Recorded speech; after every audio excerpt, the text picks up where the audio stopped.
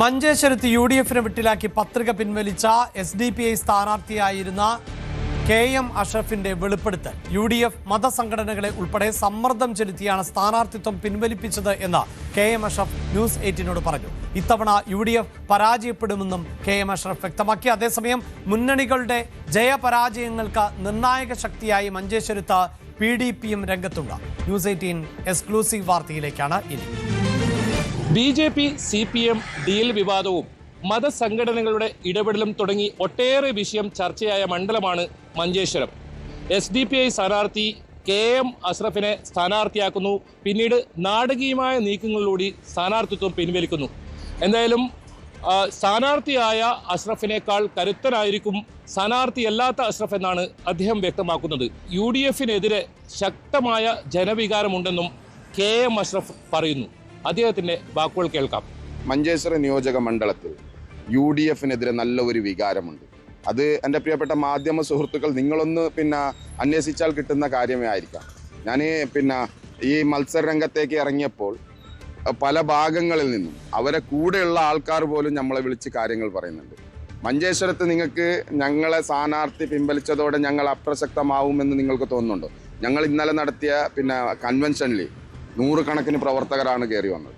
അതുപോലെ തന്നെ ഇനി 2 കൺവെൻഷൻ ബാക്കിയുണ്ട്. ഇങ്ങനെയുള്ള അവരെന്ത് വേണമെങ്കിലും പറഞ്ഞോട്ടെ. പക്ഷെ ഒരു കാര്യം ഉറപ്പാണ്, സ്ഥാനാർത്ഥിയായിരിക്കുമ്പോൾ ഉണ്ടായതിനേക്കാളും കൂടുതൽ പ്രവർത്തനവുമായി മഞ്ചേശ്വരം മണ്ഡലത്തിൽ ഞങ്ങളുണ്ടാവും.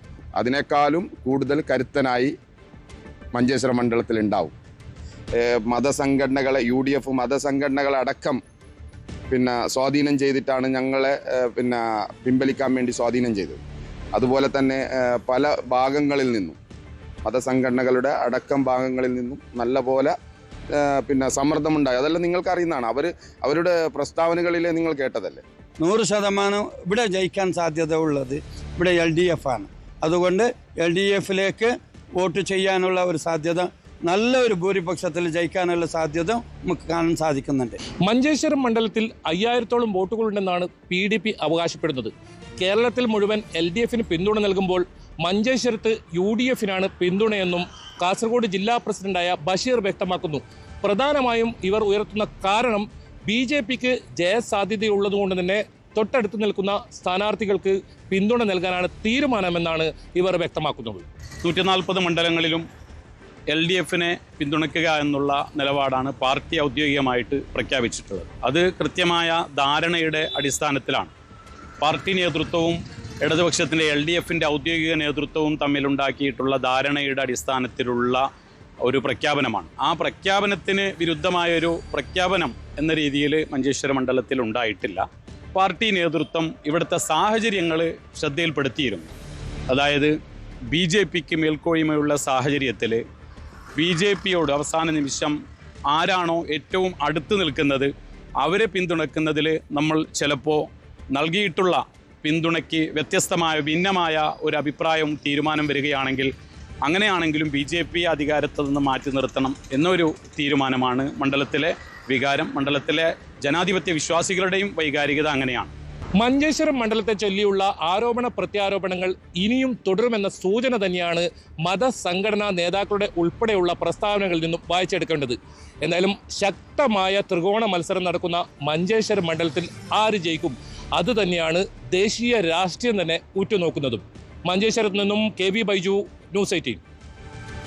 പൊളിറ്റിക്കൽ ഡെസ്കിൽ നിന്ന് കിരൺ ബാബു ആണ് ചേരുന്നത്. കിരൺ, വിവിധ സംഘടനകളുടെ പിന്തുണ കഴിഞ്ഞ തദ്ദേശ തെരഞ്ഞെടുപ്പിലടക്കം വലിയ തോതിൽ ചർച്ച ചെയ്യപ്പെട്ടതാണ്. SDPയുടേത്, PDPയുടേത്, വെൽഫെയർ പാർട്ടിയുടേത് ഉൾപ്പെടെ. ഇപ്പോൾ മഞ്ചേശ്വരത്ത് SDPI ഒരു സ്ഥാനാർത്ഥിയെ മത്സര രംഗത്തേക്ക് എത്തിച്ചിരുന്നു. അവിടെ നിന്ന് പിൻവാങ്ങുന്ന സാഹചര്യം ഉണ്ടാകുന്നു. ഇപ്പോൾ SDPയുടെ പിൻവാങ്ങിയ സ്ഥാനാർത്ഥി പറയുന്നത് UDF മതസാമുദായിക സംഘടനകളുടെ സമ്മർദ്ദം ചെലുത്തി എന്നുള്ളതാണ്. അതേസമയം SDPയുടെ വോട്ട് സ്വീകരിക്കുമോ എന്നതിന് വ്യക്തമായ ഒരു മറുപടി നൽകാൻ ഇടതുമുന്നണിയും പ്രത്യേകിച്ച് CPIയും തയ്യാറാകുന്നില്ല. ഓരോ നേതാക്കളുടെയും, മുഖ്യമന്ത്രിയുടെ ഭാഗത്തു നിന്നുണ്ടായ പ്രതികരണം, MA ബേബിയുടെ ഭാഗത്തു നിന്നുണ്ടായ പ്രതികരണം, EP ജയരാജന്റെ ഭാഗത്തു നിന്നുണ്ടായ പ്രതികരണം, ഇതെല്ലാം വ്യത്യസ്തമായിരുന്നു എന്നതാണ്. ഈ തെരഞ്ഞെടുപ്പിൽ SDPI അടക്കമുള്ള സംഘടനകളുടെ പിന്തുണ എന്നത് മുന്നണികളെ വെട്ടിലാക്കുകയാണ്. അഭിലാഷ്, SDPയുടെ പിന്തുണയെക്കുറിച്ച് ചോദിച്ചാൽ ഇടതുമുന്നണിയുടെ അഭിപ്രായം വേണ്ടണം എന്നുള്ള നിലപാട് തന്നെയാണ്. എവിടെയും SDP പിന്തുണ സ്വീകരിക്കുമെന്നോ സ്വീകരിക്കില്ല എന്നോ പറയുന്നില്ല. മുഖ്യമന്ത്രിയോടടക്കം ഈ ചോദ്യം ചോദിച്ചപ്പോൾ ഇന്നലെ മുഖ്യമന്ത്രി പറഞ്ഞത്, മാധ്യമപ്രവർത്തകർ നിങ്ങളുടെ വിഷമം എനിക്കറിയാം, ആ വിഷമം അവിടെ ഇരിക്കട്ടെ എന്ന് മാത്രമാണ് പറഞ്ഞത്. SDP സംബന്ധിച്ച് PFI ആയിട്ടുള്ള SDP ബന്ധവും അല്ലെങ്കിൽ PFI നിരോധിക്കുന്ന സാഹചര്യത്തെ തുടർന്നുണ്ടായ രാഷ്ട്രീയമായി അവരുടെ പിന്തുണ സ്വീകരിച്ചാൽ മറുചേരിയിൽ നിന്നുണ്ടാകാൻ സാധ്യതയുള്ള പ്രതിരോധ വോട്ടുകൾ, ഇതൊക്കെ പ്രധാനമാണ്. SDP വോട്ടുകൾ മാത്രം ഏതെങ്കിലും ഒരു മുസ്ലിം പാർട്ടി പിന്തുണയ്ക്കുന്നു അല്ലെങ്കിൽ ഏതെങ്കിലും ഒരു തീവ്ര നിലപാടെടുക്കുന്ന പാർട്ടി പിന്തുണയ്ക്കുന്നു എന്നത് മാത്രമല്ല, SDP പിന്തുണയ്ക്ക് കിട്ടുന്ന വോട്ടുകളെക്കാൾ കൂടുതൽ മറുഭാഗത്ത് ആ പിന്തുണ സ്വീകരിക്കുന്ന മുന്നണിക്ക് എതിർ വോട്ടുകൾ പോകാനുള്ള സാധ്യതയുണ്ട്. പക്ഷേ ഇക്കുറി UDF ആയാലും LDF ആയാലും ഇക്കാര്യത്തിൽ ഏതെങ്കിലും ഒരു കടുത്ത നിലപാടിലേക്ക്, ഞങ്ങൾക്ക് നിങ്ങളുടെ വോട്ട് വേണ്ട എന്നുള്ള ഒരു നിലപാടിലേക്ക് വരുന്നില്ല. പക്ഷേ കഴിഞ്ഞ ലോക്സഭാ തെരഞ്ഞെടുപ്പിന്റെ കാലത്ത് SDP പിന്തുണ UDF-നായിരുന്നു പിന്തുണ പ്രഖ്യാപിച്ചത്. UDF-ന് പിന്തുണ പ്രഖ്യാപിച്ചപ്പോൾ തന്നെ UDF ആ പിന്തുണ നിരസിച്ചതാണ്. അന്ന് UDF പിന്തുണ വേണ്ട എന്ന് പറഞ്ഞപ്പോൾ SDP മറുപടി, ഞങ്ങൾ UDF-ഉമായിട്ട് ആലോചിച്ചല്ല പിന്തുണ നൽകുന്നത്, ദേശീയ തലത്തിൽ BJP സംഘപരിവാർ ശക്തികളെ നേരിടാൻ ഇപ്പോൾ അനുയോജ്യം UDF ആണ്, അതുകൊണ്ട് ഞങ്ങൾ UDF-ന് പിന്തുണ നൽകുന്നു എന്നതാണ്. ഇക്കുറി അങ്ങനെയല്ല. ഇക്കുറി പ്രധാനമായും പല മണ്ഡലങ്ങളിലും SDP പിന്തുണ LDF-നാണ് എന്നുള്ള തരത്തിലേക്കുള്ള പ്രഖ്യാപനങ്ങൾ വരുന്നത്. പാലക്കാടായാലും വേങ്ങരയായാലും മങ്കടയായാലും ഒക്കെ SDP പിന്തുണ. മങ്കടയിലെ സ്ഥാനാർത്ഥി അത് മുസ്ലിം ലീഗിൽ നിന്നും വിമതനായി മത്സരിക്കുകയും പിന്നീട് ഇടതുമുന്നണി പിന്തുണ കൊടുക്കുകയും ഒക്കെ ചെയ്ത സ്ഥാനാർത്ഥിയാണ്. അദ്ദേഹത്തിൻ്റെ മറുപടി, കുന്നത്ത് മുഹമ്മദിൻ്റെ മറുപടി, നല്ല വോട്ട് ചീത്ത വോട്ട് എന്നൊന്നില്ല എന്നുള്ളതായിരുന്നു അദ്ദേഹത്തിൻ്റെ മറുപടി. അങ്ങനെ എല്ലാവരുടെയും ആരുടെയും പിന്തുണ സ്വീകരിക്കില്ല എന്ന് പറയുന്നു. ഇക്കാര്യത്തിൽ ഒരു ഉറച്ച നിലപാട് പറയേണ്ടത് മുഖ്യമന്ത്രിയായിരുന്നു. മുഖ്യമന്ത്രിയും പക്ഷേ അത്തരമൊരു നിലപാട് പറഞ്ഞിട്ടില്ല. UDF-ന് നേരെ നേരിടുന്ന SDP-യുമായി ബന്ധപ്പെട്ട് നേരിടുന്ന ഏറ്റവും വലിയ ആരോപണം അത് മഞ്ചേശ്വരത്ത് വിഷയമാണ്. മഞ്ചേശ്വരത്ത് അതിശക്തമായ ത്രികോണ പോരാട്ടം നടക്കുന്ന മണ്ഡലമാണ്. പ്രധാനമായും 1-2 സ്ഥാനത്ത് നിൽക്കുന്നത് കോൺഗ്രസ്, UDF-ഉം BJP-യുമാണ്. 3-ാം സ്ഥാനത്താണ് നിൽക്കുന്നത് LDF നിൽക്കുന്നത്. അവിടെ UDF സ്ഥാനാർത്ഥി ഏതെങ്കിലും കാരണവശാൽ പരാജയപ്പെടുകയും BJP സ്ഥാനാർത്ഥി വിജയിക്കുകയും ചെയ്താൽ സ്വാഭാവികമായും അതിൻ്റെ പഴി അത് ചെറിയ വോട്ടുകൾക്കാണെന്ന് ആലോചിക്കണം. കഴിഞ്ഞ തവണയെങ്കിൽ 800 ശിഷ്ടം വോട്ടുകൾക്കാണ്, അതിന് മുമ്പിൽ തവണ 160 വോട്ടുകൾക്ക്. അങ്ങനെ ചെറിയ 1000-ൽ താഴെ വോട്ടിനെ മാത്രം വ്യത്യാസത്തിൽ ജയിച്ചുകൊണ്ടിരിക്കുന്ന ഒരു മണ്ഡലത്തിൽ ആർക്ക് വേണമെങ്കിലും വിജയസാധ്യത അങ്ങോട്ടും ഇങ്ങോട്ടും ഒക്കെ മാറി മറിയാൻ സാധ്യതയുള്ളതാണ്. അവിടെ ഏതെങ്കിലും കാരണവശാൽ BJP ജയിക്കുന്ന സാഹചര്യം വന്നാൽ അതിൻ്റെ പഴി പൂർണ്ണമായും SDP-ക്കാവും. SDP ഇക്കാലം അത്രയും ഉയർത്തിയ രാഷ്ട്രീയത്തിന് തന്നെ അത് തിരിച്ചടിയാവും. പക്ഷേ SDP-യുടെ സ്ഥാനാർത്ഥി അടക്കം അത് പിൻവാങ്ങാൻ അപ്പോൾ തയ്യാറായിരുന്നില്ല. കാരണം SDP-ക്ക് അവിടെ 4000-5000-ഓളം വോട്ടുകളുണ്ട് എന്നുള്ളത് അവർ തന്നെ കണക്കാക്കുന്നുണ്ട്. ആ വോട്ടിൻ്റെ ഒരു പകുതിയെങ്കിലും വോട്ട് കിട്ടിയാൽ ചിലപ്പോൾ അതുകൊണ്ട് മാത്രം ഒരു സ്ഥാനാർത്ഥി പരാജയപ്പെട്ടു പോകാനുള്ള സാധ്യതയൊക്കെ ഉണ്ട്.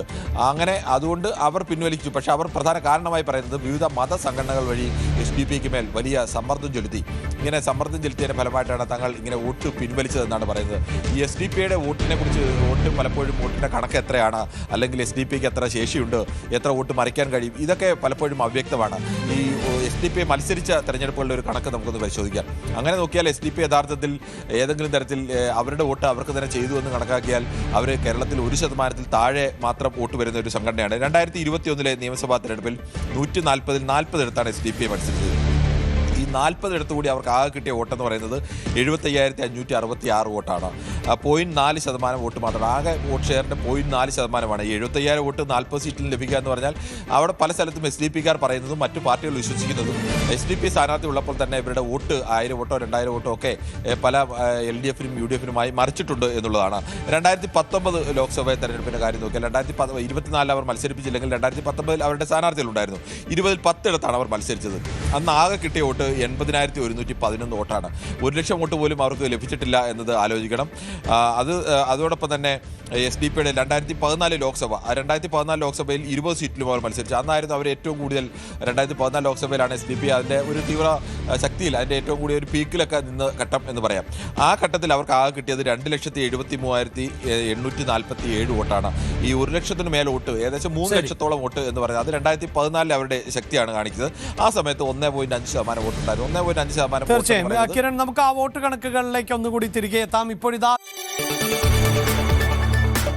കൂടുതൽ വാർത്തകൾക്ക് News 18 Keralam YouTube channel subscribe ചെയ്യുക.